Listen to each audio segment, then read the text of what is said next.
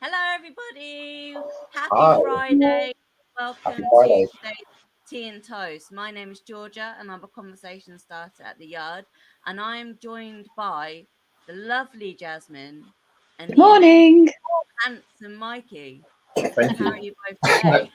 Our little guest star today, Mikey. Oh, yeah. Very well. Thanks for having me. Thank you for having me. Appreciate it.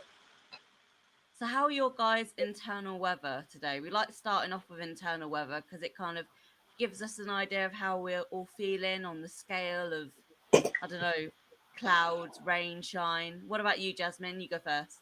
Okay, so I'm a bit of a mixed bag today. I'm feeling quite sunny because this weather is amazing. And you know me, I love a bit of sunshine, any chance to get out in the garden. So that is making me feel quite happy. However, there's a few little clouds that just keep flitting in and out because I'm in a state of emotional turmoil with being on isolation. So obviously anyone that's watched this week knows that we've had to shift our tea and toast online because my daughter's in isolation and she's only 7, so therefore that means I'm in isolation too. Yeah. So we're doing another stint of isolation, which on a day like today is absolutely fine. But you know, it's not sunny every day, is it? Yeah. And I'm a little bit on edge because I know I keep talking about this all the time, but it's like the most massive thing going on in my life at the moment. But my son is about to leave primary school, and I'm one of those really emotional mums that just keeps crying every morning and just praying. My kids don't break up till Tuesday. I'm just praying that his class make it through till Tuesday and we don't get hit by COVID because they've got their prom and all the lovely things that the year sixes should have. So I'm trying to rein in the emotions and just be positive and think, you know, it's all going to be okay. So yeah, I'm sunshiny with a few clouds flitting in and out. Nice. What about you, Mikey? I would describe my internal weather as cloudy, but not in a bad way. Just like I'm coasting, if that makes sense. So I've had like a busy week with work. A few little ventures that I'm doing as well. Extra things that I'm like, you know me, Georgia, always taking things on. So, but yeah, there's not much to say really. Just cloudy and breezing through. Yeah, Mikey is I like to call him like our yes man.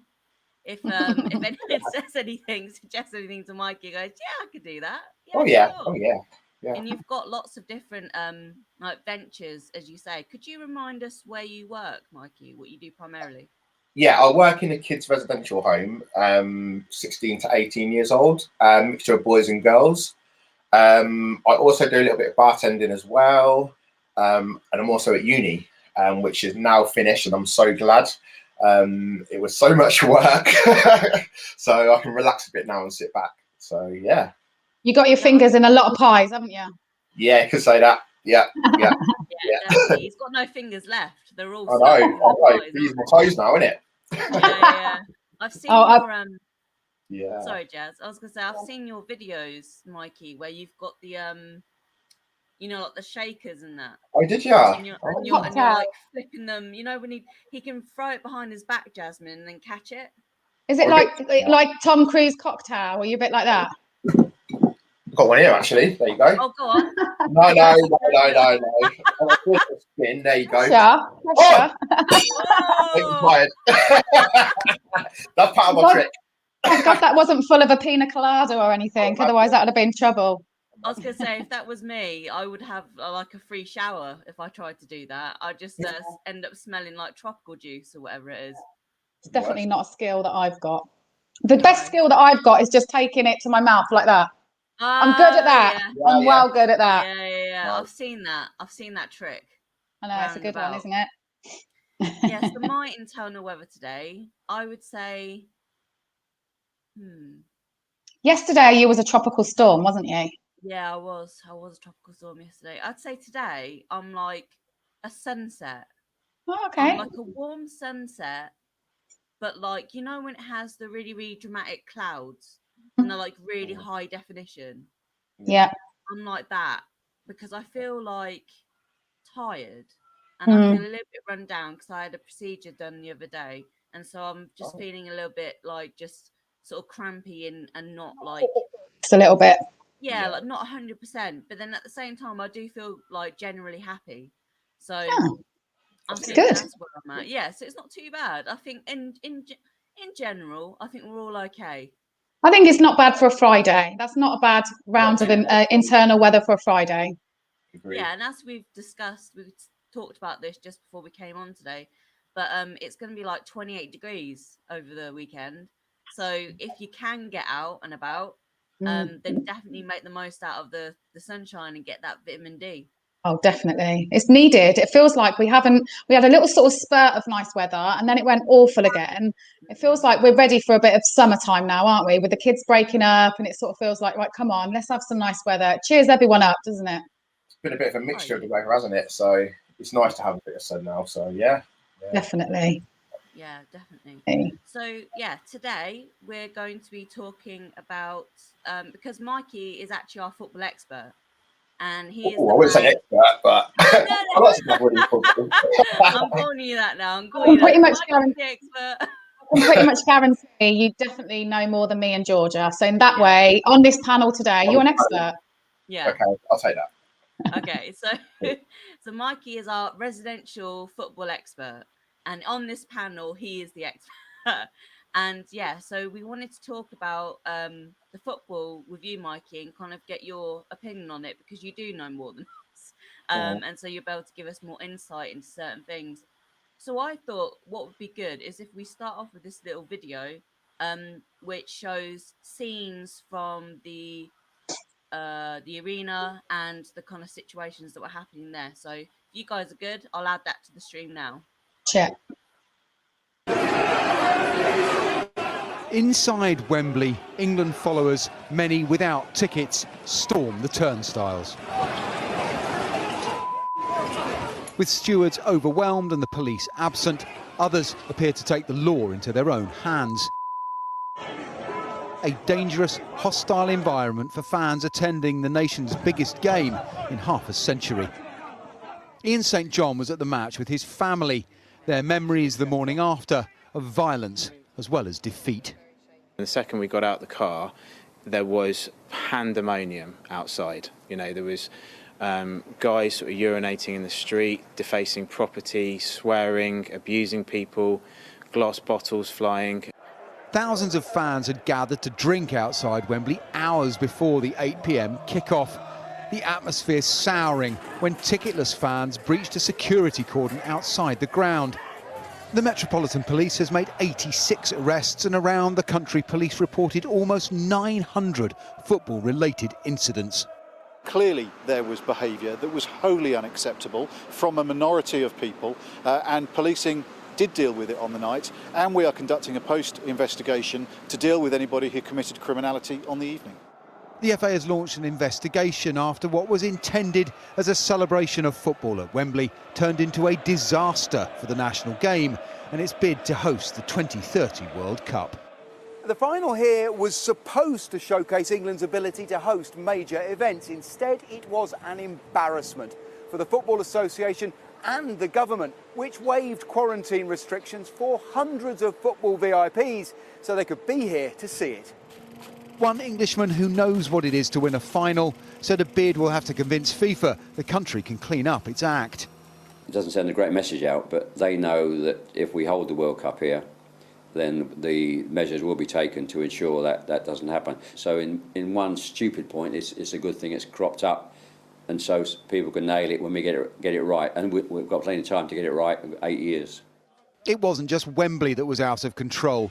In Leicester Square in London, England fans trashed their own city in a manner previous foreign host venues would recognise. In one depressing sense, football did come home after all. Paul Kelso, Sky News at Wembley. Wow. Shocking. Absolutely shocking. So I thought let's start with Mikey. After seeing that clip and those sort of like, I don't want to call them highlights because they weren't like a positive thing, but after seeing those clips, what are your first reactions to that? To be honest, I'm not surprised. And the reason I'm not surprised is because it's starting to become a pattern with English fans. I think everything in the tournament was going so well. Like, it was really, really good vibe. You could see the team was coming together. And I thought that would filter through to the fans as well. I thought finally they're going to behave themselves and just, respect everybody. But we had these little instances where they were like booing the national anthem. They're just being rude. And I'm kind of disappointed in the fans. And I think that, they could do much better. So, yeah, I was really disappointed, basically. I was really disappointed in them. I think it's, what you just said there. I don't know if it was said in the clip, it was a minority of people. But if you look at the amount of people that there were there, why was that even allowed? Why did the police allow all of those people outside Wembley drinking hours and hours and hours before the match? I mean, anyone with half a bit of common sense know that's going to spell trouble. Yeah. And that's going to spell trouble even more so if we were to lose, which was, a chance. And obviously we did. I mean, there's so many different avenues to this, what's gone on that you can talk about. I mean, something that's just really cropped up to me from watching those clips is, where was the policing? Why did we not have sufficient policing? How were those fans allowed to storm into Wembley? I mean, firstly, with COVID, with the pandemic, all of those crowds together. Secondly, they were able to storm in. Thirdly, there was no police around. I mean, it doesn't make any sense to me. And it's all very well saying after the event, well, it was the minority and this and that and the other. But there were hundreds, if not more, people creating that sort of devastation. It's just not acceptable. Someone's got to be held accountable. Obviously, the people who did it won, but I think the police need to answer some questions about it all as well. Absolutely. More. And I actually read this article the other day that basically said it was about this guy who had been one of the people who stormed Wembley, and apparently they allegedly bribed one of or two of the stewards to leave a door to the disabled entrances unlocked. Kidding. So then they could get in. So apparently a couple of hundred people got in that way. And then he was saying that because they had this is it like WhatsApp or Signal? It's something like that. They had a big group, all these fans trying to figure out how they were going to get in. And they said that they reckon around 5,000 people broke into Wembley that day. That's a lot of people. And you know what? I heard someone say the other day, and it's actually a really, really valid point. We were lucky we didn't have something like a Hillsborough disaster. With that amount of fans stampeding in. I mean, so many people got hurt. I read the other day that Harry Maguire's dad actually got injured, got broken ribs from it. Really? Yeah, and you would have thought that Harry Maguire's dad would have probably been in more of a sort of VIP sort of area, being the player's father. So it makes you wonder, how far did some of these fans actually, well, I'm not even going to call them fans because they're not worthy of the name fans. No. Some of these hooligans get in. It's concerning. There's definitely massive breaches by the police, by Wembley, and it's all very well. I can't remember what that guy's name who was just speaking. Is it Jeff Hurst? Yeah. For him saying, we've got 8 years to sort it out until. Sorry, England fans are known as hooligans. Yeah. My 10-year-old son said to me the other day, Mum, why do people hate the England team, as in other countries? I said, they don't hate the England team, they hate the English fans, because we are renowned for acting like hooligans. And whether it's the minority or the majority, that's what gets publicised. And why on earth are they going to allow our country to host something as huge as the World Cup when we can't even contain and safely police and manage the Euro final? Doesn't make any sense. We don't deserve it. Exactly. And it's like, the rest of the world just watches this and says, well, if that's the disrespect that the English fans have for their own home, then can you imagine?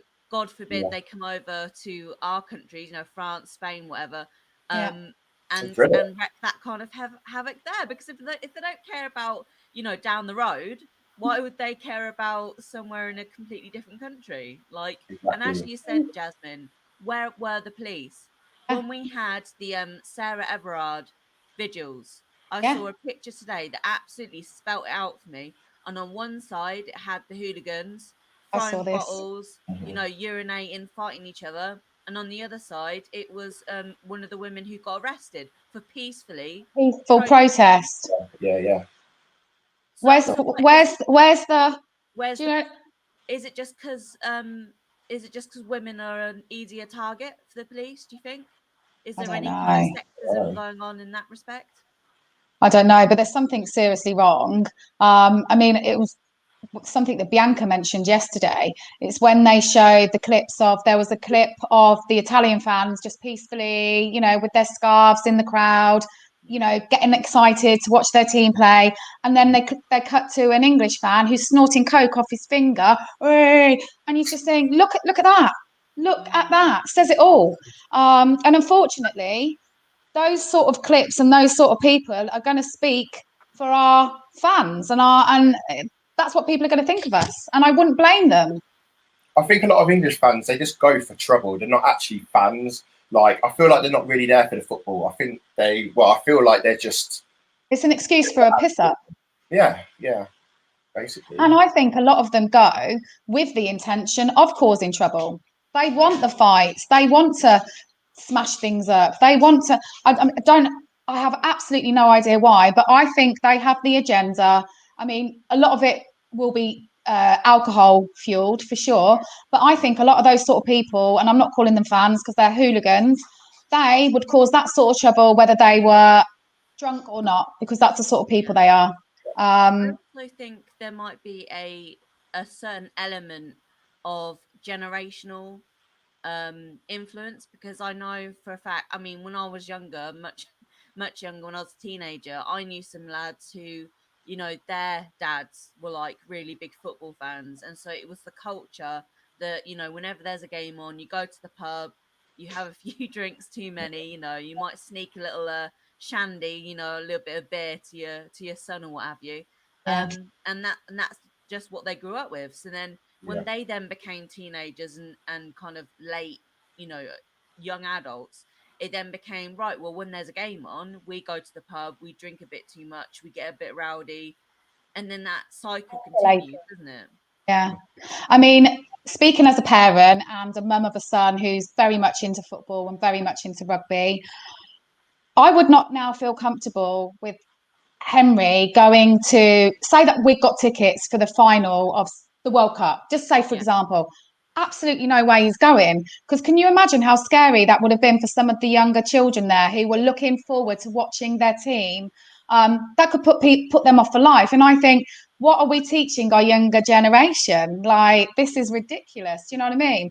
And then just to, you know, the other side of the coin is Henry's a massive rugby fan, and I know it's not exactly the same scenario, but Sam took him to Twickenham a couple of weeks ago to watch rugby England play, and yeah, it wasn't a final or anything, but you just don't get the same hooligans there. It's just a different. It's just it seems to sort of be accepted that, okay, yeah, football is going to be rowdy, there's going to be hooligans, there's going to be trouble, but you go to the rugby and it just doesn't happen. And how, I don't understand that.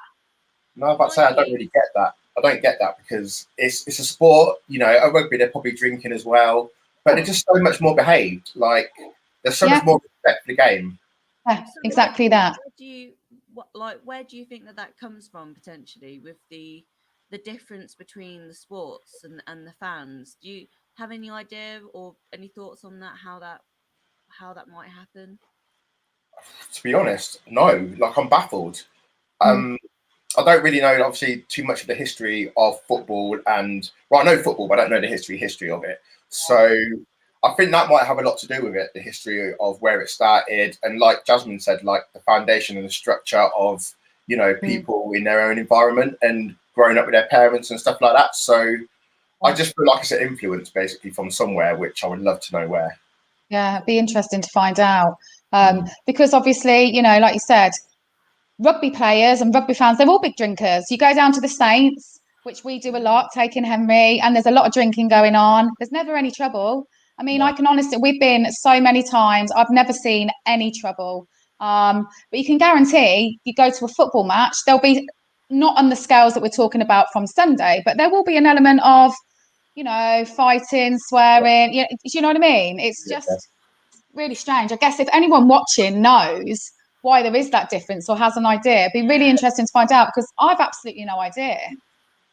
Yeah, I mean, I've never really been like a sports person, but I've just always known that if you kind of it almost creates like a barrier. Like if you wanted to, like me and my partner, we watched the game. It was my first ever football match, Mikey, that I watched. Yeah, First you ever first one. one. Yeah, first ever one. Never watched a game before. I told her she had to. She was umming and ahhing. I was like, Georgia, final, come Jasmine was like, on. come on, it's historic. So anyway, me and my partner were watching it. And honestly, by the time it got to the penalties, we were clutching each other. We were like gripping each other. We were getting so into it. It was so tense. And then afterwards, my partner actually turned around to me and said, do you know what? If the fans weren't so terrible, I could actually get into football, but it just puts you off. Of course it does. You know? That's crazy. Yeah. And I was just thinking, imagine, I mean, you've got to think that the leagues and the officials and all that, surely they watch these things and go, actually, we're putting off a massive market, because there's got to be so many people in England who think, oh, do you know what? I'd actually quite like to go to a game, but I'm just scared. Yeah. And there'll probably be people from Sunday who will never go to a game again, because that must have been really, really scary. It would have been traumatizing. So many people got hurt. It will have put certain people off for life, you know. And that's a real sad thing, I think, you know, to get to that point. So on the on that sort of same like wavelength of, you know, putting people off and all this, so the abuse that then came afterwards, and I mean literally you could see that it was going to happen. Unfortunately, I think a lot of us were like, right, we can see where this is going to go. So I'll start with you, Jasmine. I think we spoke about this briefly yesterday, but how did you feel when you've seen these? Horrendous. Not going to lie, I'd had a few glasses of fizz that night at the football. And so I literally just, after we lost, I was feeling, a little bit drunk. So I went straight to bed. So the first I heard of it all was when I got up the next morning. Right. And I was absolutely shocked. I was disgusted. I think I mentioned to Georgia, but I was saying, Mikey, you know, having to explain to Henry the next morning, and when he's saying, Mum, why are they all being so horrible to Saka and Rashford? And he said, but we came second and they tried their best. And, you know, that's a 10-year-old's perspective of it. And exactly that's what we should have been doing the next day. Yes, we're all gutted, but we got through to the final. Let's, you know, these are legends. They've been amazing. What a 6-7 weeks, whatever it was. They united the country. To then wake up to hear that, you know, the abuse, and it just made me feel sick, and it made me feel actually really, really sad. I felt really, really low on Monday, because I just thought this isn't right. This is not right. And you know, something that I was reading, because I've been sort of following it all, which I think probably a lot of us have, but I've been reading, I think like Saka and Rashford and Sancho, they left it a couple of days before putting anything out on any sort of social media. And Saka put one out yesterday, I think it was, and I loved reading it. It was amazing. But in it, he said, as soon as I kicked that ball and it didn't go in, he said, I knew what was coming. Yeah. And I just thought that really sort of resonated with me. And I just thought, that shouldn't happen. He shouldn't have to feel like that. He knew what was coming because he missed a penalty. This is just, honestly, it's really, really saddens me. It sickens me. These people who are the ones who have been, you know, abusing and, you know, being so racist, they need to pay there needs to be consequences to their crimes. There has to be. They can't keep getting away with this. It's all very good to be a keyboard warrior and all of this malarkey, but there's got to be something in place that these people can be named and shamed. They need bans for life from football. They need their employers to know what sort of people they're employing. There's something really wrong in our system that if you post something on Instagram and it's a photo perhaps of a child or a woman breastfeeding, that can get taken down because oh, you know, this the content isn't right. But people can be racist and make such vile comments, but they don't get anything. No. Something's seriously wrong. Yeah. What did you think about it, Mikey? I mean, I know that you've put up many. I mean, we've been speaking about it, haven't we, in the Togetherness group? Yeah. So what were your first thoughts when the penalties were missed? What did you think? To be fair, I can only tell you from a black person's perspective. Yeah. Obviously, because I'm black. But what I'm saying is, like, in a weird way, I think a lot of black people, including myself, maybe expected it. I mean, we didn't expect the loss, so that was quite a shock. So I don't think we were really prepared for it. Yeah. So as soon as he missed that penalty, that's when it all hit. And like Saka obviously said himself, it was like he knew what was coming.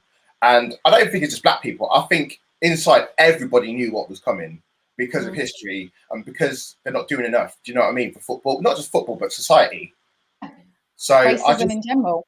in general, yeah. Like I feel sorry for the footballers. Like I just feel like they're constantly feeling uncomfortable. You know, they're put under pressure. They're put on like 10 times the pressure that the other footballers we put on. Do you know what I'm saying? Like I just felt like it was just horrible. And for me, even waking up the next day, it sounds weird, but I didn't want to leave my house. I felt uncomfortable. Yeah. I don't know if that makes sense to you guys. Yeah. It does. It does. I mean, obviously, I can't sit here and say, oh, I felt the same, because obviously we're talking from, you know, a white privilege perspective. You're talking from a black man's perspective, but you're not the first black person that I've spoke to who said the same.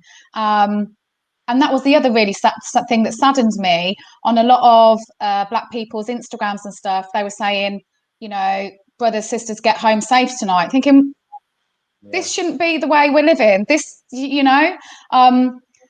Did you actually get any sort of abuse, or was you okay the next day, or? Who, me? Sorry. Yeah, yourself, you know, because I know a lot of people. Well, Bianca was telling us she knew a few people that actually sort of the next day, black people she knew actually did suffer some sort of racist hate towards them because of the football. Yeah, I mean, I didn't receive anything because I stayed in, Okay.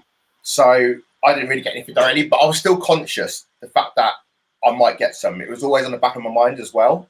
Yeah. Well, the fact It's that just it that actually, yeah, the fact that it actually like made you feel as if you couldn't go outside, Everything. that's just heartbreaking. But yeah, what were you gonna say, Mikey? No, I was going to say because of history. Like, if one obviously like people look at a black person, they there's some racists who generalize that to every kind of black person, and I've had that in my life. Like when I was growing up, do you know what I mean? People making comments saying, "Oh, they have a lot kind of what's the word? They kind of have perspective of you and think you're something like a stereotype, you know." So it's always on the back of my mind, and yeah, I felt it for the players. I felt it for them so much. Yeah. I think though, if Kane had missed his penalty, do you think he would have got the same abuse hurled at him? He would have got stick, but he wouldn't have got abuse. He would have got sick, but it would have been a different level. It Yeah. would have been like, oh, you know, bleep, bleep, you missed the penalty. But racism that the other three received and the abuse, that went to a different level, didn't it? You know, with Marcus Rashford's thing in Manchester being defaced. You know, I just don't think Kane would have been hated. They would have slagged him off. They would have called him all the names under the sun. I just don't think it would have gone down to the level that those three lads had to deal with. And that says everything, doesn't it? I mean, honestly, like this was my first football match, as I've said, but like I was watching it and I was thinking that there were other people who tried to score throughout the game, and their what do you call it? Their kicks were saved. What? Their balls were saved. Shots. Yeah, their shots. Their shots were like saved by the goal. I didn't even hear it. Yeah. Oh, didn't go in the goal. Yeah. You know, the balls were safe. Round thing. And yeah, protected balls. And yeah, so there were other people in that game who tried to score and didn't. Yeah. So I always think like, well, I was thinking like, so why didn't they get the same amount of rubbish for it? And also another thing, Mike, you might be able to help me out with this. So is it usual for someone who is that much younger and potentially as inexperienced as I believe Saka?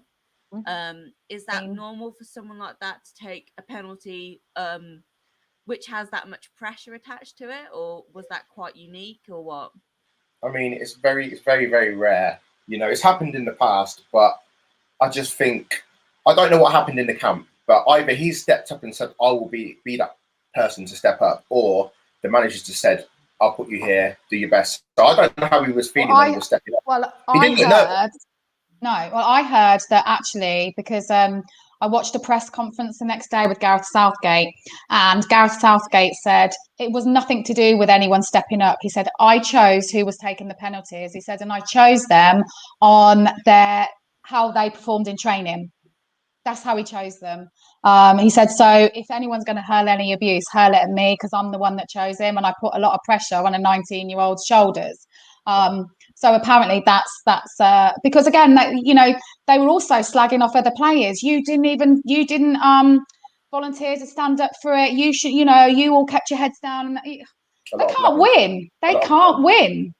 No. And you can imagine the pressure taking a penalty in the Euro final with, there was 30.9 million people watching that game. Imagine the pressure. And it's like I said to you the other day, Georgia, what were we doing when we were 19? Were we standing up in front of them sort of people representing our country? No. It is what it is. It wasn't a great penalty, but he will live with that. He will never forget that. He's going to have that on his shoulders for the rest of his life.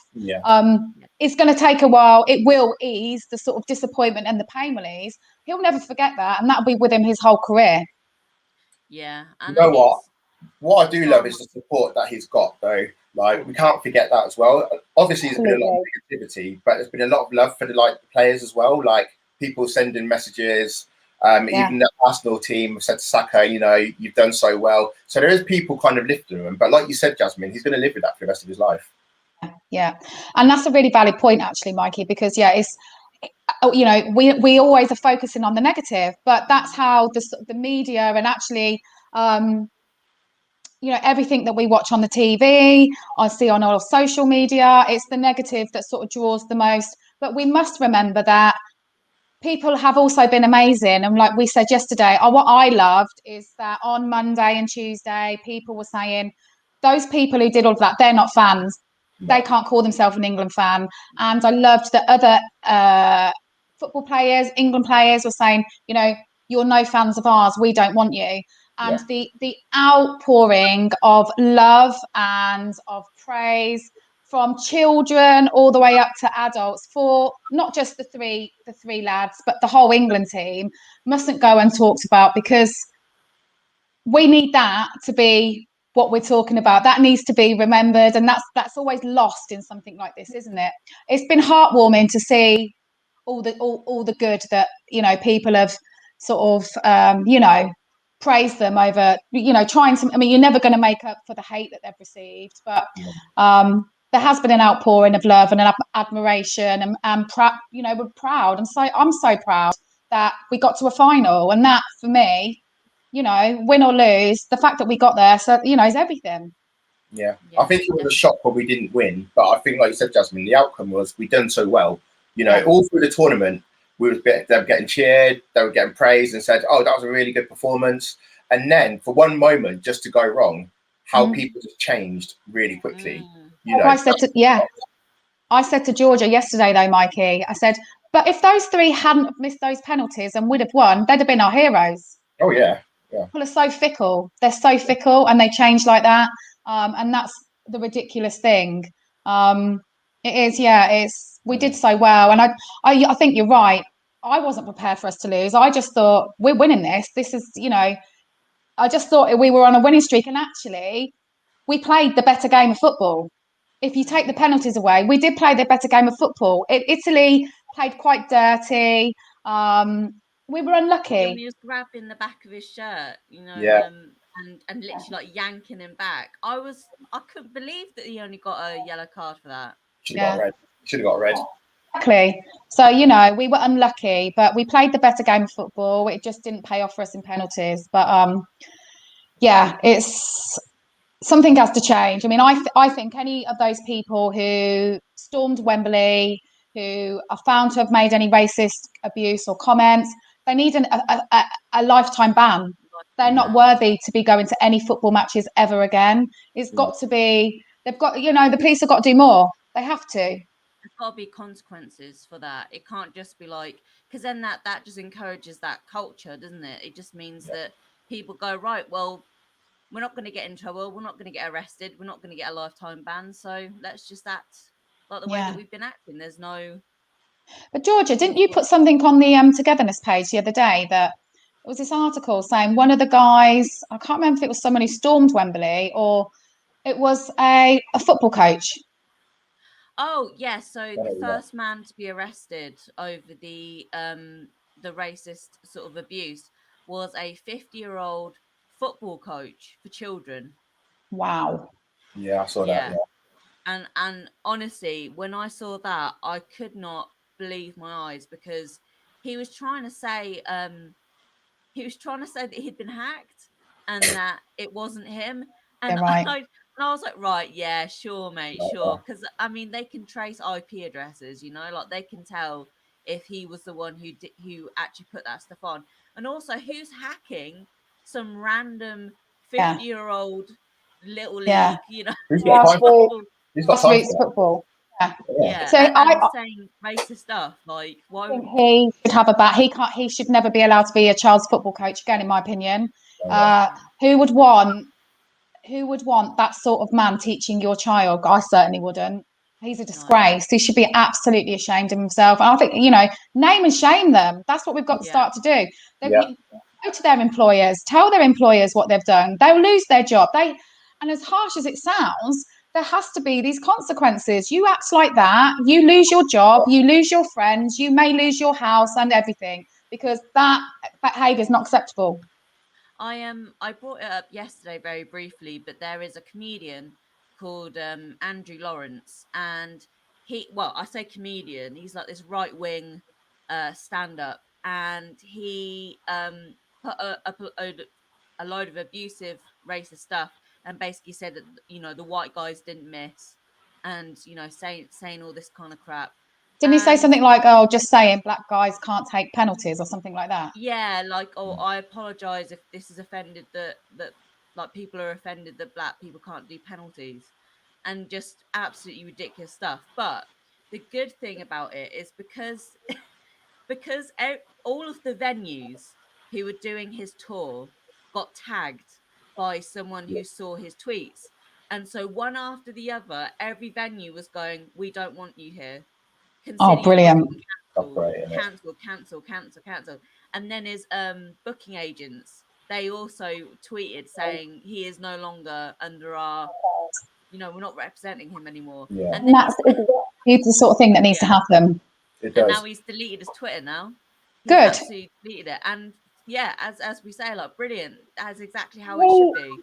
And I hope he really regrets now making those sort of comments because now the knock-on effect of that is your career's probably over, mate. And good. And that's what needs to happen. It's like we've already said, if there aren't any consequences, this behaviour isn't going to change because people don't care. There has to be consequences to actions. We teach our children this. Like this is applicable to adults as well. Mm-hmm.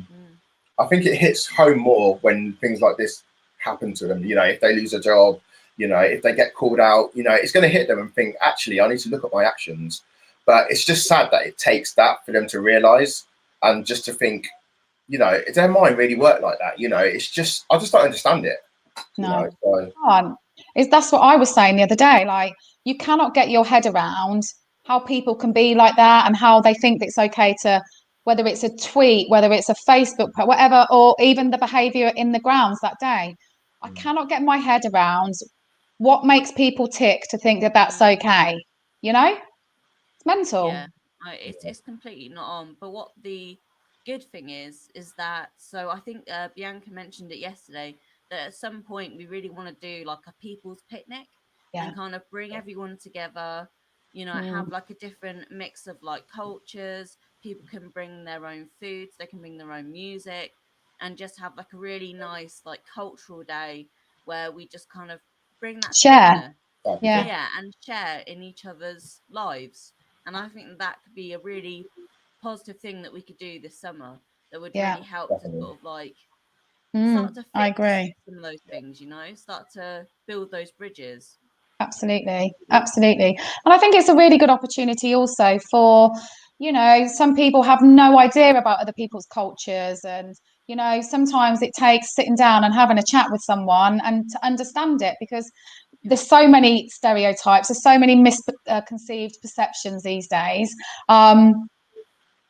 You need to be able to sit down and chat with someone who's living it and that's their life to understand it, and it's not, maybe a lot of people don't often get that opportunity because what they do or where they live, or they don't have those sort of other cultures around them. So it's a really great opportunity. And I think for children as well, some children can be really sheltered, whether it's the school they go to, the family they live in, and haven't had that interaction from a lot of other cultures. And, what obviously I go on as a parent, and I know I bang on about it all the time, but we're bringing up the next generation, and I want to make sure I'm bringing up children who are well-rounded, who respect other cultures, who know that they are not any better or any higher up in a pecking order than anyone of any other colour.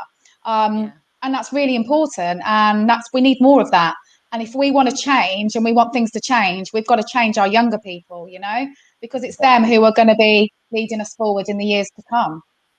You knocked it on the head there. It's all about educating the youth, and stopping it, cutting that route where, that racism starts beginning.